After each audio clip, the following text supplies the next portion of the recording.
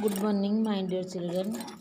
देख आज जो पाठ 22 रैप काली आम पढ़ी तुम मैंने जो डिफिकल्ट कठिन शब्द गुड़ लिखापी नहीं आशा कर तुम्हें तो सब कॉपी लिखि सारी देख आज तुमको आस बुझे दूसरी ना आस वाक्य लिखा मैंने बही खोल पृष्ठा नंबर के 67 पृष्ठा नंबर देख लिखाई कौन ना कर्म ही प्रकृत धर्म। धर्म कहले कौन बुझे आमर निजर कर्मटा को ही आम कर्म अनुसार फल पाइबे।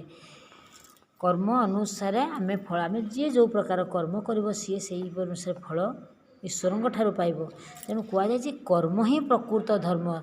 निजर तुम केते धर्म करुच कि धर्म काम करुच कि पाप काम करुच कि कौन तुम कर्मर ही जना पड़ी था। अर्थ ही अनर्थर मूल।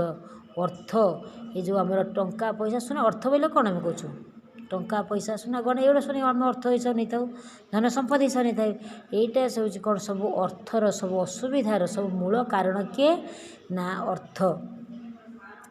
कहीं ना देखी पूरा जो मैंने धनीशाली लोक मैंने था से मैंने कौन करती ना सबू असुविधा माने मूल से मैंने सब मैंने सृष्टि करी सब असुविधा ना अर्थ ही अनर्थर कारण। दुर्जन ठारू सर्वदा दूर रे रुह। दुर्जन जो मैंने खल प्रकृतिर लोक मंद प्रकृतिर लोक ताठारू सब बेले दूरे रहिबा उचित ना कर्मठ मनीष सबू कम समर्थ होता है। कर्मठ जो मैंने लेबरियस से माने परिश्रमी से मैंने होती सबू कम जो कम सक्षम और समर्थ अर्थात सक्षम होता प्रत्येक कम जे कर्मठ मनीष लेबरियस जो हार्ड वर्किंग करती हार्ड लेबर करती से मैंने जो कम तुम्हें दब ना कहीं से निश्चय से करी तुमको देखेबे कारण से सबू कम करने सक्षम होता। सर्प व दुर्जन सबूरी क्षति करी। सर्प जमी भयंकर अर्थात साप जमी भयंकर मैंने कहते सर्प कूल देलु जा तो स्वभाव छाड़ी केमत साप को जमी आम विश्वास करूना जहाँ जेहेतु तार स्वभाव कौन से देखिले फँ कर चोटड़े मार माने मंद प्रकृति खल प्रकृतिर लोकर धर्म से ऊपर भीतर भल कथा कहते भितर तुमर माने कौन माने तुम विरुद्धाचरण से करुव कि तुमर केमी अमंगल से चिंता करुव। तेणु आम खल प्रकृति दुर्जन लोक को साप ठारू भी कम कहीपर बर से साप विषाक्त सर्प ठारू से आहुरी भयंकर। तेणु सर्वदा आम साप और दुर्जन लोक ठारू दूरे रहा उचित कहीं से केतेबेले दरकार पड़े आमर क्षति करिपारती। कहे आस गीत गाइबा ना धन अर्ज हे धर्म करी अधर्म पथ परिहरी। धन अर्ज तुम्हें धन अर्ज किंतु धर्म करिकी धर्म मार्ग रे जाइकिरी धन संचय करवा उचित। अधर्म पथ परिहरी अर्थात अधर्म पाप बाट को छाड़ी दूर करी धर्म पथरे अर्थ उपार्जन कर तुम से भल कम ही लगे तुमर मंगल हे। तेणु धन अर्ज हे धर्म करी अधर्म पथ परिहरी अन्याय अत्याचार बाट को छाड़ी धर्म पथरे चलवा उचित।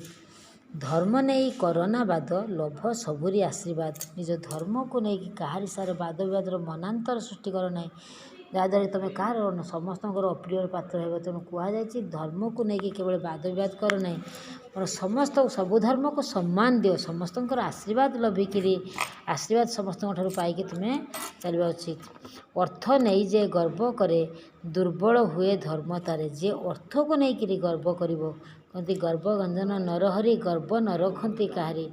भगवान कही मु सबू सही कि मनीषर केवे गर्व सही पारि ना।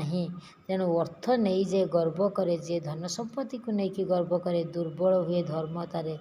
से जेते धर्म कले जदि मन भितर गर्व अहंकार रोचे ताले सेठी धर्मर कौन विनाश घटव।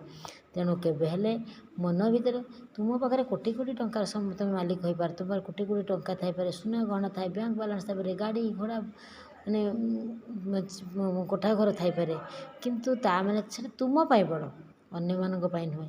तेणु अन्य मानक सहित आम जमी व्यवहार करने कथा जमी से सत्कार करने कथा आम से उचित व्यवहार करने दरकार।